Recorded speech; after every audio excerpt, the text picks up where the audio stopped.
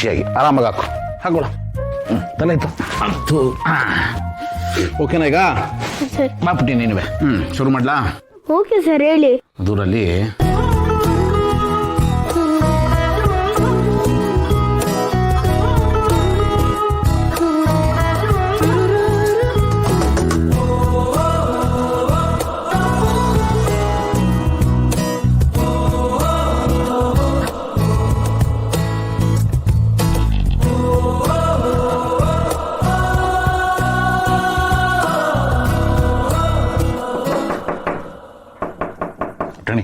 ಯಾರು ನೋಡು.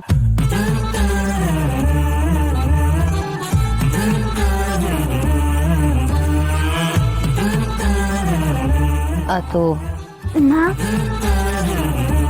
ಅವನು ಪ್ರಾಜೆಕ್ಟ್ ವರ್ಕ್ ಅಂತ ಬಂದಿದ್ನಲ್ಲ, ಅವನು ಕರ್ಕೊಂಡು ಹೋಗೋಣ ಅಂತ ಬಂದೆ. ಮ್ಯಾಮ್, ಆಕಾಶ್ ಮಲ್ಗಿದಾನೆ. ಎಪ್ಸಕ್ಕಂದ ನಾನು ಕರ್ಕೊಂಡು ಹೋಗ್ತೀನಿ.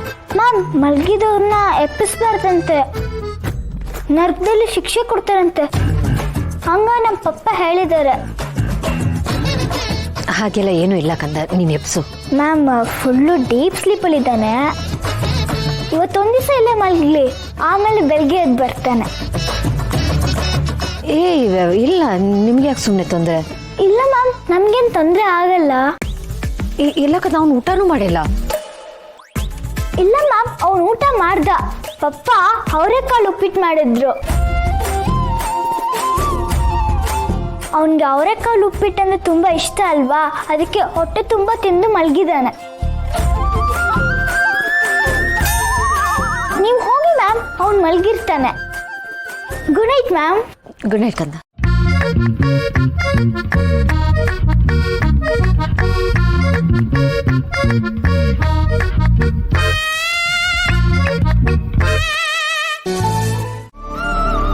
ನಮಗೆ ಮಕ್ಕಳೇ ಆಗಲ್ಲ ಅನ್ನೋ ಮೈಂಡ್ ಸೆಟ್ಟಿಗೆ ಬಂದಿದ್ದಾಳೆ. ಡಾಕ್ಟ್ರ್ ಹತ್ರ ಹೋಗೋದಕ್ಕೂ ಇಂಟ್ರೆಸ್ಟ್ ತೋರಿಸ್ತಿಲ್ಲ. ಅದೇ ನನಗೆ ಚಿಂತೆ ಆಗಿರೋದು. ಅವಳನ್ನ ಫೋರ್ಸ್ ಮಾಡೋದಕ್ಕೂ ಇಷ್ಟ ಇಲ್ಲ. ಹಾಗಂತ ಸುಮ್ಮನೆ ಇರೋದಕ್ಕೂ ಮನಸ್ಸಿಲ್ಲ. ಏನು ಮಾಡೋದು ಅಂತಾನೆ ಗೊತ್ತಾಗ್ತಿಲ್ಲ ಅಮ್ಮ. ನಿನ್ನ ಕಷ್ಟ ನನಗೆ ಅರ್ಥ ಆಗುತ್ತಪ್ಪ. ನೀನು ಹೆಚ್ಚು ತಲೆ ಕೆಡ್ಸ್ಕೊಳಕ್ಕೆ ಹೋಗ್ಬೇಡ. ಸ್ವಲ್ಪ ಟೈಮ್ ಕೊಡಿ. ಟೈಮೇ ಎಲ್ಲವನ್ನು ಸರಿ ಮಾಡುತ್ತೆ.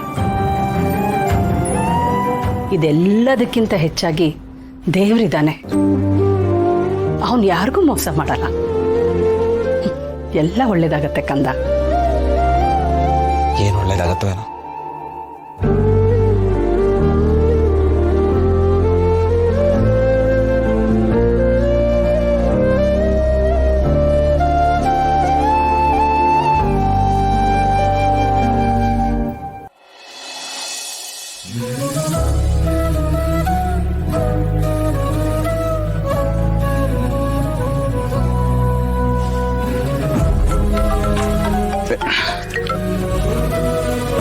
ಒಂದು ನಿಮಿಷ ಪುಟ್ಟ.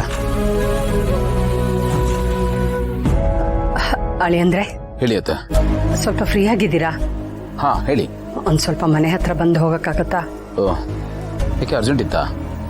ಅದು ಫೋನಲ್ಲಿ ಹೇಳೋಕ್ಕಾಗೋದಿಲ್ಲ. ನೀವು ಬಂದರೆ ಒಂಚೂರು ಚೆನ್ನಾಗಿರುತ್ತೆ. ಹೌದಾ, ಸರಿ, ನಾನು ಬರ್ತೀನಿ. ಥ್ಯಾಂಕ್ ಯು ಅಳಿ ಅಂದ್ರೆ.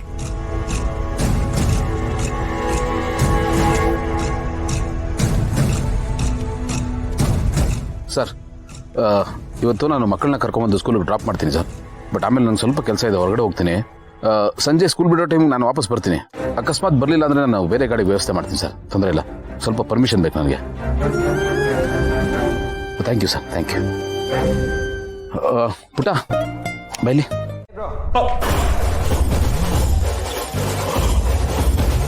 ಏನಕ್ಕಿದೆಯಾ ನೀನು ಮಾಡೋ ಕೆಲಸ ಏನು ಹೇಳು? ಎಲ್ಲದನ್ನು ಮ್ಯಾನೇಜ್ ಮಾಡ್ಕೊಂಡು, ಬಟ್ ನಿನ್ನ ಕೆಲಸ ಏನೋ ಕರೆಕ್ಟಾಗಿ ಮಾಡ್ತಾ ಇದೆಯಾ ನೀನು? ರೆಸ್ಟೋರೆಂಟಲ್ಲಿ ಬಿಲ್ ಕಟ್ಟಕ್ಕಾಗದೆ ಎಂಥ ದೊಡ್ಡ ಅವಮಾನ ಆಯ್ತು ಗೊತ್ತಾ ನನಗೆ. ಅಕೌಂಟ್ ಕರೆಕ್ಟಾಗಿ ಮೇಂಟೈನ್ ಮಾಡೋಕ್ಕಾಗಲ್ವೇನೋ? ಇಷ್ಟು ಇರ್ರೆಸ್ಪಾನ್ಸಿಬಲ್ ಆಗಿದ್ರೆ ಹೇಗೆ? ಜೈ ಬ್ರೋ, ಪ್ಲೀಸ್ ಕಾಮ್ ಡೌನ್. ನೋಡು, ಇದರಲ್ಲಿ ನನ್ನ ಮಿಸ್ಟೇಕ್ ಏನೂ ಇಲ್ಲ. ಈಗ ನಾನು ಕೂಡ ಏನು ಮಾಡೋದಕ್ಕಾಗೋದಿಲ್ಲ.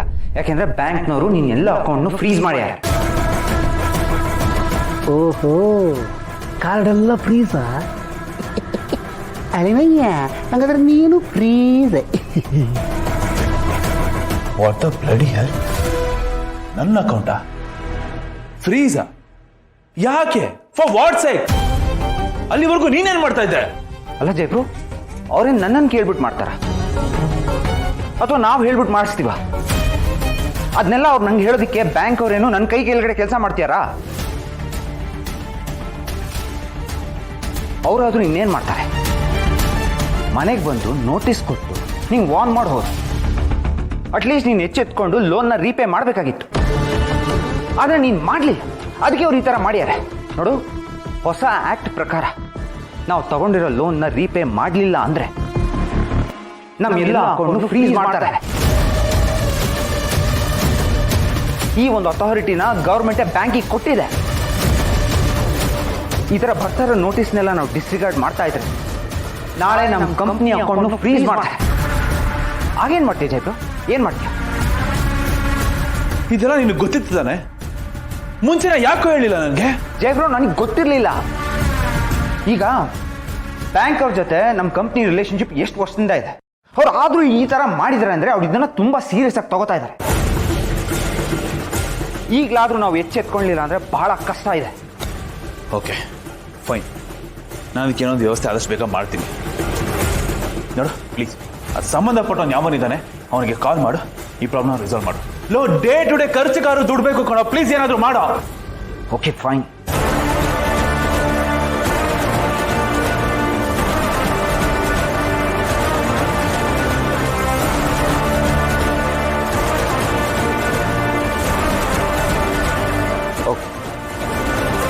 ಏನಂತೆ? ಅಕೌಂಟ್ ಅನ್ಲಾಕ್ ಮಾಡ್ತಾರಂತ? ನಾನು ಕಾರ್ಡ್ ಯೂಸ್ ಮಾಡ್ಬೋದಾ? ಏನಂತ? ಜಯಬ್ರೋ ಪ್ಲೀಸ್ ಕಾಮ್ ಡೌನ್.